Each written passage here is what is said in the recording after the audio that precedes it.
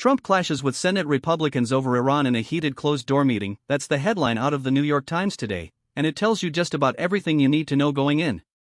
Here's what happened.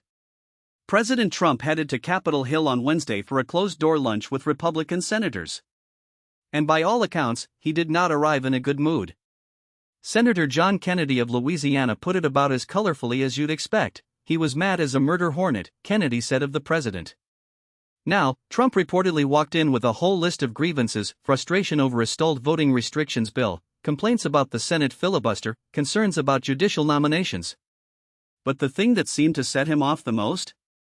Four Republican senators had broken with the party just one day earlier to vote for a war powers resolution.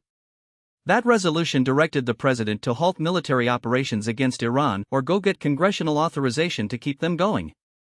Their votes were enough to push the measure through, handing Trump a rare bipartisan rebuke on the war.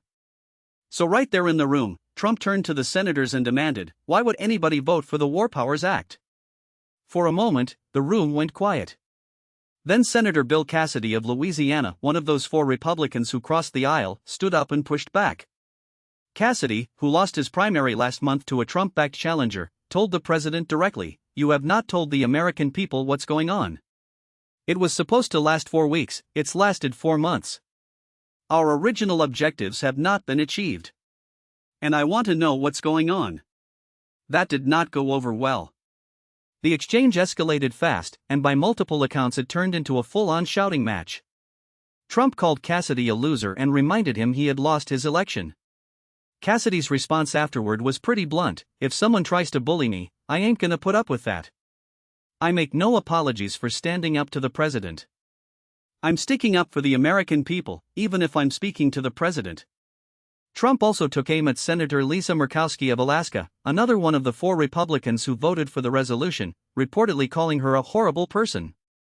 And he expressed anger at Senator Dave McCormick of Pennsylvania for missing Tuesday's vote entirely, even though McCormick had been traveling with the president at the time, and his presence to vote no wouldn't have flipped the outcome anyway. Senator Kennedy, for his part, said he understood why Trump was so frustrated. The president, Kennedy explained, was in the middle of what he called pretty heavy-duty negotiations with Iranian counterparts when the vote happened, and he had to stop and explain to those negotiators why the resolution was, in Kennedy's words, a meaningless vote.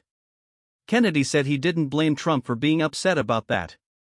When Trump emerged from the meeting, he put a very different face on things, calling it a really great meeting and saying he was proud of the party. Then he added, almost as an aside, "I don't like a few people. But that's okay." What makes this story worth paying attention to is what it reveals beneath the surface. The Iran conflict has now stretched to 4 months without formal congressional authorization, and some Republican senators who initially gave the president wide latitude are starting to push back. The War Powers vote wasn't just a procedural moment, it's a signal that cracks are forming in GOP unity on a major foreign policy question, at a time when the midterm elections are already on everyone's mind. That's the story out of Washington today: a president venting his anger at his own party, and at least a few members of that party refusing to simply absorb it.